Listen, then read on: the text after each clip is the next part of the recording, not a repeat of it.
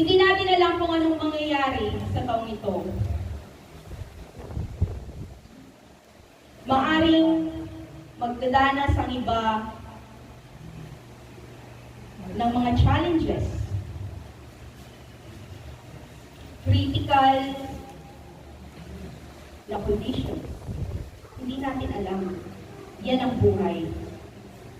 Minsan, yung masigla, bigla lang nawawala. Mga desisyon na critical, mga problema. Pero sa biyaya ng Diyos, kung nakaya nating malagpasan ang 2023, sino ang naniniwalang malalagpasan din natin ang 2024? Amen.